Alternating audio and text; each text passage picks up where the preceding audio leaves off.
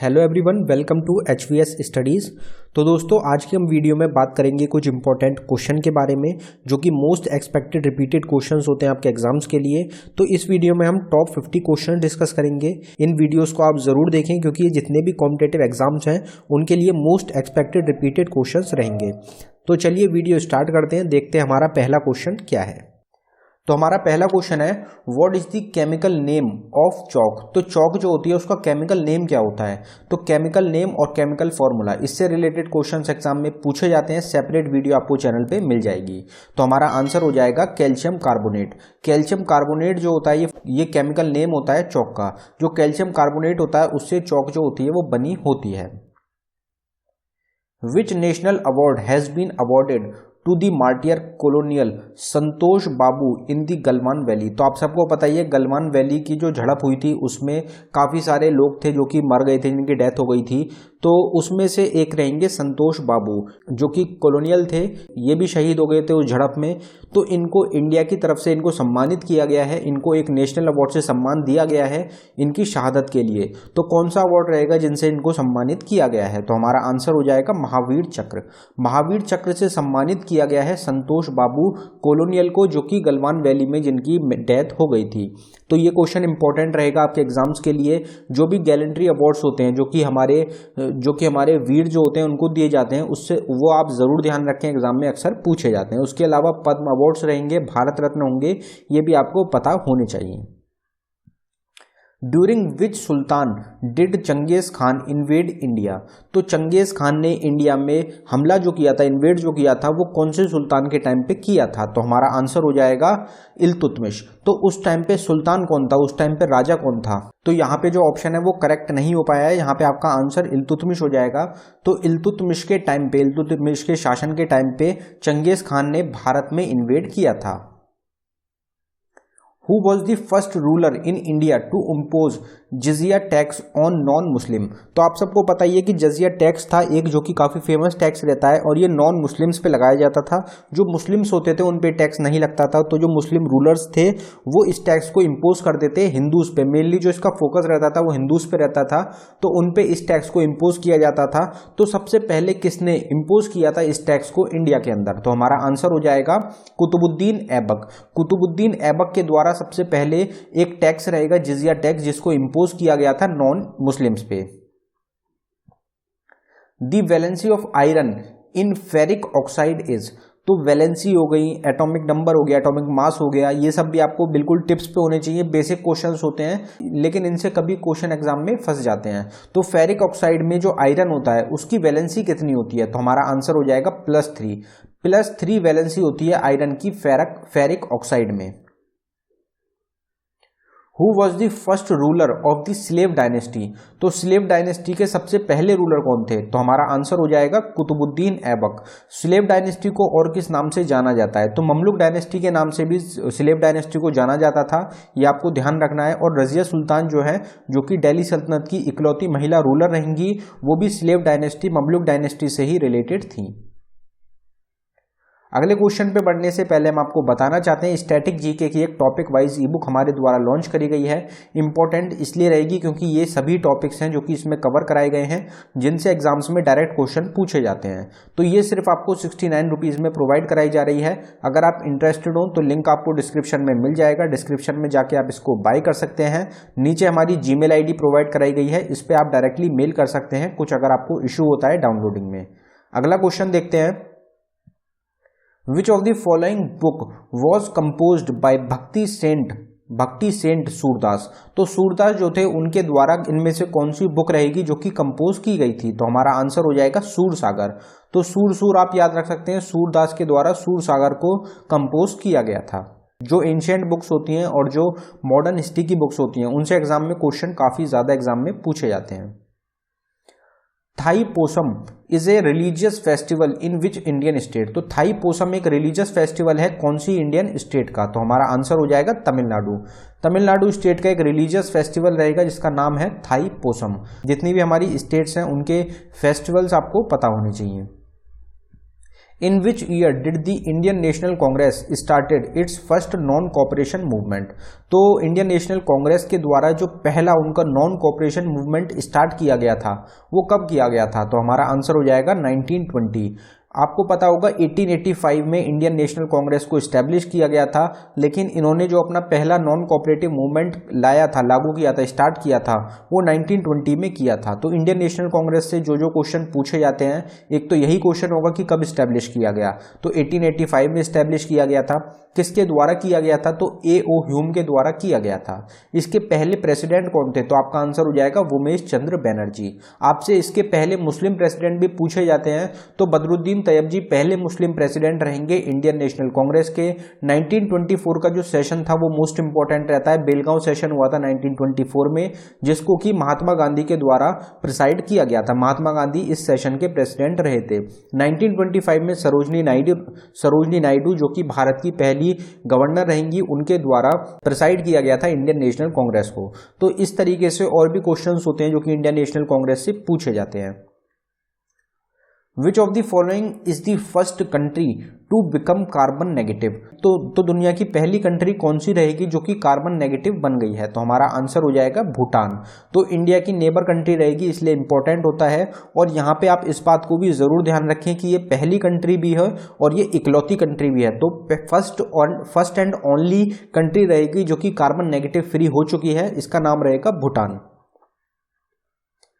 Kullu valley is situated between which of the following. तो Kullu valley इनमें से किस किस के बीच में सिचुएटेड है। आपसे कुल्लू वैली का पूछा जाता है कि कहाँ पे लोकेटेड है, तो कुल्लू वैली हिमाचल प्रदेश स्टेट में लोकेटेड है। कहाँ, किन किन के बीच में लोकेटेड है, तो हमारा आंसर हो जाएगा धौलाधर और पीर पंजल। धौलाधर और पीर पंजल जो है, इन दोनों के बीच में कुल्लू वैली सिचुएटेड है। The boundary between India and Pakistan was determined by. तो इंडिया और पाकिस्तान को जो बाउंड्री डिटरमाइन करती है, जो डिवाइड करती है, उसका क्या नाम है, तो हमारा आंसर हो जाएगा red Cliff line. Red Cliff line जो है ये डिवाइड करती है इंडिया पाकिस्तान को और इंडिया बांग्लादेश को। तो आपको नाम याद रखना है, मैकमोहन लाइन मोस्ट इंपॉर्टेंट रहती है, इंडिया और चाइना को डिवाइड करती है। और अगर आपसे दुरंद लाइन पूछी जाए तो दुरंद लाइन किस किस को डिवाइड करती है, ये क्वेश्चन का आंसर आपको कमेंट बॉक्स में टाइप करके बताना है कि दुरंद लाइन कौन कौन सी दो कंट्रीज को डिवाइड करती है। हम क्वेश्चन इसको काफी बार अपने चैनल पे डिस्कस कर चुके हैं, तो आप कमेंट बॉक्स में टाइप करके बताएं। Panchayat elections are held in. Panchayat elections जो होते हैं वो हर साल कितने साल के गैप में होते हैं, तो हमारा आंसर हो जाएगा एवरी 5 ईयर। तो हर 5 साल में पंचायत के इलेक्शंस होते हैं। Which of the following article gives a special status to Nagaland. तो इंडिया में काफ़ी सारी स्टेट्स हैं जिनको स्पेशल स्टेटस दिया गया है। जम्मू कश्मीर को दिया गया था आर्टिकल 370, लेकिन उसको हटा दिया गया है। तो इसी तरीके से नागालैंड को भी एक स्पेशल स्टेटस दिया गया है, वो कौन से आर्टिकल में बताया गया है, तो हमारा आंसर हो जाएगा आर्टिकल 371A। आर्टिकल 371A के थ्रू एक स्पेशल स्टेटस है नागालैंड के पास। और भी कुछ स्टेट जिनके पास स्पेशल स्टेटस रहेगा, हम उसको देख लेते हैं। और ये क्वेश्चन काफ़ी इंपॉर्टेंट क्वेश्चन हैं आपके एग्जाम के लिए। आर्टिकल 371 के द्वारा एक स्पेशल स्टेटस दिया गया है महाराष्ट्र और गुजरात को। आर्टिकल 371A से दिया गया है नागालैंड को। आर्टिकल 371B से आसाम को एक स्पेशल स्टेटस दिया गया है। आर्टिकल 371D और ई के थ्रू आंध्र प्रदेश रहेगा। आर्टिकल 371H के थ्रू अरुणाचल प्रदेश को दिया गया है। आर्टिकल 371I के थ्रू गोवा को दिया गया है। आर्टिकल 371J के थ्रू कर्नाटका को दिया गया है। तो ये स्टेट्स रहेंगी जिनको स्पेशल स्टेटस दिया गया है और ये इनके आर्टिकल्स रहेंगे।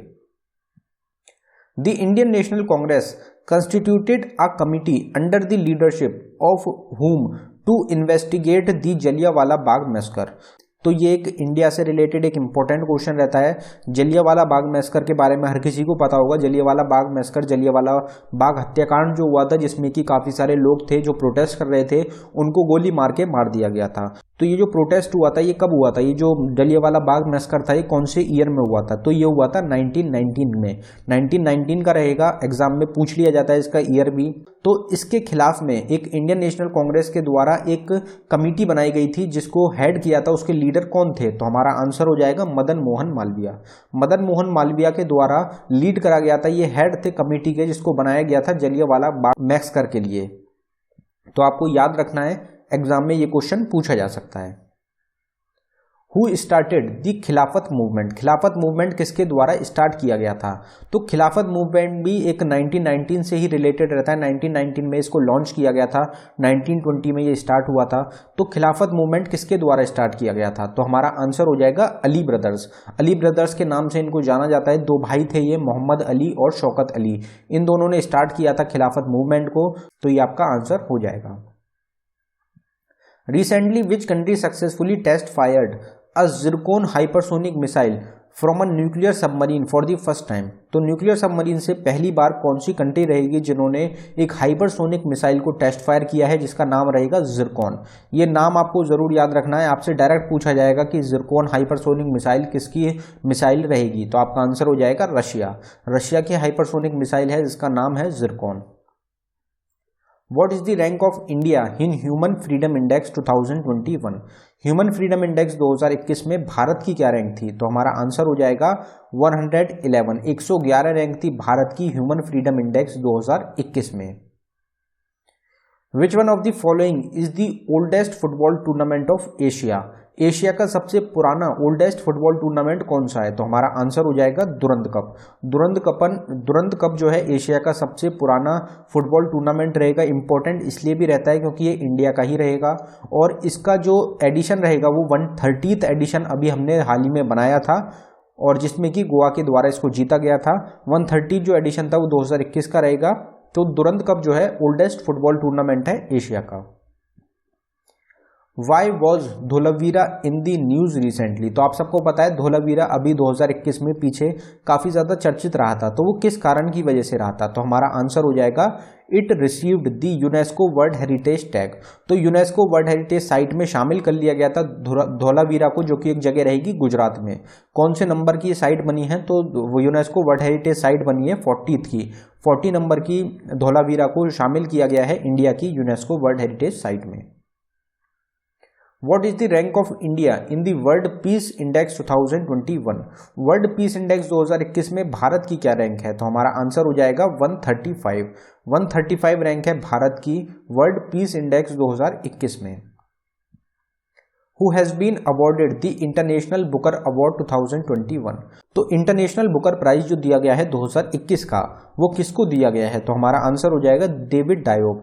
डेविड डायोब को सम्मानित किया गया है इंटरनेशनल बुकर अवार्ड 2021 से।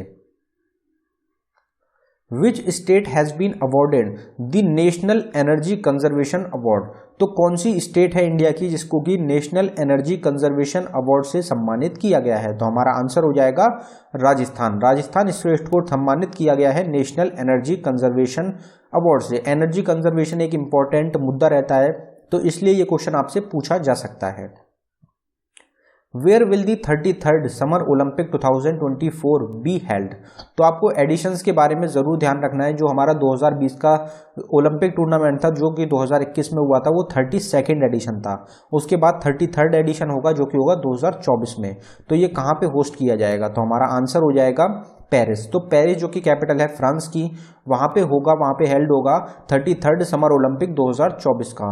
जो 32nd हुआ था वो कहाँ पे हुआ था? तो 32nd हुआ है आपका टोक्यो जापान में। टोक्यो आपको पता है टोक्यो ओलंपिक के नाम से उसको काफ़ी ज़्यादा चर्चित रहा था, जिसमें कि भारत के द्वारा 7 मेडल जीते गए थे, 1 गोल्ड, 2 ब्रॉन्ज और 4 silver. In which of the following field does the government of India gave Shanti Swarup Bhatnagar award? तो शांति स्वरूप भटनागर अवार्ड किस फील्ड में दिया जाता है? तो हमारा आंसर हो जाएगा साइंस एंड टेक्नोलॉजी। साइंस और टेक्नोलॉजी की फील्ड में सम्मान दिया जाता है Shanti Swarup Bhatnagar award. Who wrote Bijak? Bijak जो है ये किसके द्वारा लिखा गया है? तो हमारा आंसर हो जाएगा कबीर। कबीर के द्वारा लिखा गया है बिजाका को। When was the Swaraj party formed? Swaraj party को कब फॉर्म किया गया था? तो हमारा आंसर हो जाएगा 1923। 1923 में फॉर्म किया गया था स्वराज पार्टी को। स्वराज पार्टी जो फॉर्म करी गई थी किस किस के द्वारा करी गई थी? तो चित्तरंजन दास और मोतीलाल नेहरू, ये दो आपको नाम जरूर ध्यान रखने हैं। जैन 1923 में इसको फॉर्म किया गया था। और क्यों फॉर्म किया गया था? क्योंकि जो नॉन कोऑपरेटिव मूवमेंट था वो फेल हो गया था, तो उसके बाद इसको इस्टेब्लिश किया गया था, फॉर्म किया गया था सीआर दास और मोतीलाल नेहरू के द्वारा 1923 में। Who wrote the book poverty and un British rule in India. तो एक मोस्ट इंपॉर्टेंट बुक रहती है और एग्जाम में जरूर पूछी जाती है, तो हमारा आंसर हो जाएगा दादा भाई नरोजी। दादा भाई नरोजी के द्वारा इस बुक को लिखा गया है, जिसका टाइटल रहेगा poverty and un British rule in India. In which part of the Indian constitution is the controller and auditor general of India mentioned. तो आर्टिकल तो आपको पता होता है, आर्टिकल 148 रहेगा। आर्टिकल 148 कौन से पार्ट में आता है, तो आपका आंसर हो जाएगा पार्ट 5। पार्ट 5 में आएगा आर्टिकल 148, तो पार्ट 5 में ही, तो इंडियन कॉन्स्टिट्यूशन के पार्ट 5 में ही आता है controller and auditor general of India का मेंशन। उनके बारे में बताया गया है कि कंट्रोलर एंड ऑडिटर जनरल भी होने चाहिए इंडिया में, तो वो आर्टिकल 148 पार्ट 5 में बताया गया है। Quit India movement was started on which day. Quit India movement को कब स्टार्ट किया गया था, तो हमारा आंसर हो जाएगा 8 अगस्त 1942। 8 अगस्त 1942 में स्टार्ट किया गया था क्विट इंडिया मूवमेंट को। In which state are Mikir and Rengma hills located. तो मिकिर एंड रंगमा हिल्स कहाँ पे लोकेटेड है, इंडिया की कौन सी स्टेट में लोकेटेड है। आपसे अगर सबसे बड़ी ऊंची हिल पूछी जाए तो आपका आंसर हो जाएगा अरावली रेंजेस। अरावली रेंजेस जो है, अरावली हिल्स जो हैं, वो सबसे बड़ी रेंजेस हैं इंडिया की। आपसे मिकिर और रेंगमाल हिल्स पूछी जा रही हैं, तो ये कहाँ की रहेंगी, तो हमारा आंसर हो जाएगा असम। असम जो स्टेट है वहां पे लोकेटेड है मिकिर और Rengma hills. Coal is an example of which of the following. Coal जो है ये किसका एग्जाम्पल है, तो हमारा आंसर हो जाएगा सेडिमेंट्री रॉक्स। सेडिमेंट्री रॉक्स जो होती हैं उनका एग्जाम्पल होता है कोल। कोयला होता है जिससे कि इलेक्ट्रिसिटी होती है, सबसे ज़्यादा इलेक्ट्रिसिटी को डेवलप करने के लिए यूज़ किया जाता है कोल का। तो और भी काफ़ी सारी चीज़ें होती हैं जिसमें कोल का यूज़ किया जाता है। तो कोल जो होता है एक सेडिमेंट्री रॉक होता है। Which ministry has launched an e Shram portal. E Shram portal किसके द्वारा, कौन सी मिनिस्ट्री के द्वारा लॉन्च किया गया, तो हमारा आंसर हो जाएगा मिनिस्ट्री ऑफ लेबर के द्वारा। Ryder Cup belongs to which of the following sport. Ryder Cup कौन से स्पोर्ट से रिलेटेड है, आंसर हो जाएगा हमारा गोल्फ। जो गोल्फ गेम होता है उससे रिलेटेड होता है Ryder Cup. Who among the following is the prime minister of Bhutan. Bhutan के करंट टाइम में प्राइम मिनिस्टर कौन है, तो हमारा आंसर है लोटे शेरिंग। लोटे शेरिंग जो है ये प्राइम मिनिस्टर हैं करंट टाइम में भूटान कंट्री के। जितनी भी हमारी नेबरिंग कंट्रीज हैं उनके करंट टाइम में प्राइम मिनिस्टर कौन है, उनकी करेंसी क्या होती है, ये आपको ध्यान रखना है।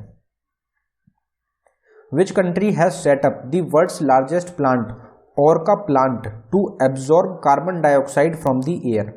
तो ये क्वेश्चन हम काफ़ी बार डिस्कस कर चुके हैं। जो कार्बन होता है उसको एयर से एब्स्ट्रैक्ट करने के लिए एक दुनिया का सबसे बड़ा जो प्लांट सेटअप किया गया है ओरका प्लांट, वो कहाँ पे किया गया, तो हमारा आंसर हो जाएगा आइसलैंड। आइसलैंड कंट्री में इसको सेटअप किया गया है और ये काफ़ी बड़ा रहेगा और ये काफ़ी ज़्यादा मात्रा में एयर में से कार्बन को एक्सट्रैक्ट करेगा। Which among the following was the real name of Muhammad bin Tughlaq. Muhammad bin Tughlaq का असली नाम क्या था, तो हमारा आंसर है उलुग खान। उलुग खान जो था ये रियल नेम था मोहम्मद बिन तुगलक का।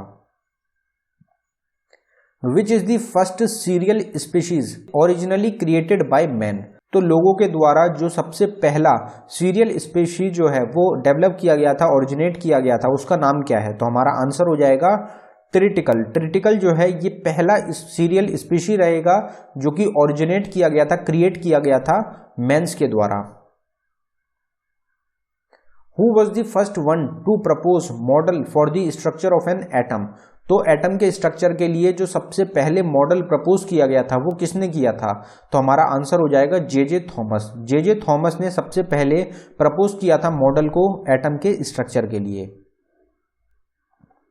The SI unit of electrical resistivity of conductor is.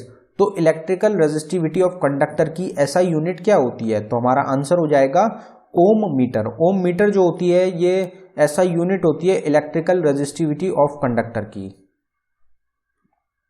Sensation of sound persist in our brain for about.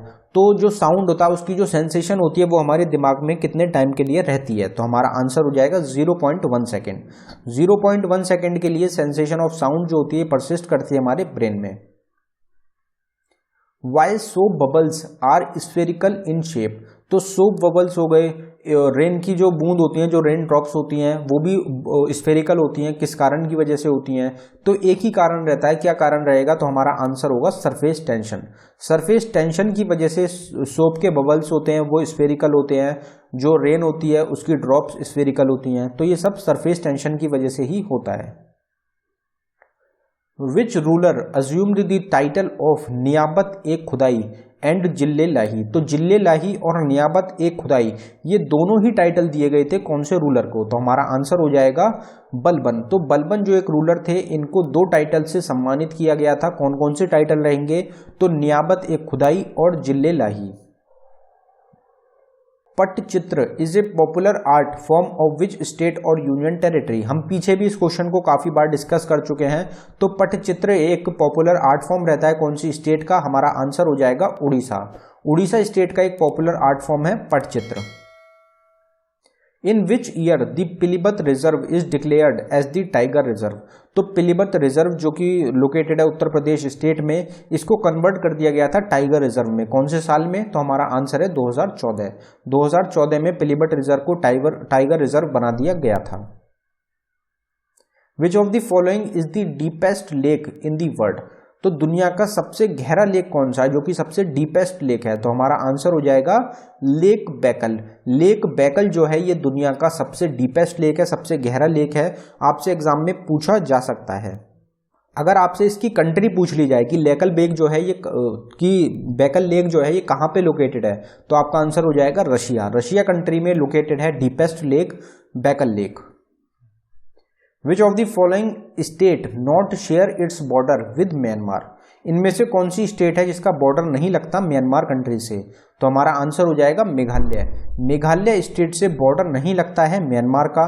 Mizoram का बॉर्डर भी लगता है, मणिपुर का भी लगता है और नागालैंड का भी लगता है, लेकिन मेघालय का बॉर्डर नहीं लगता।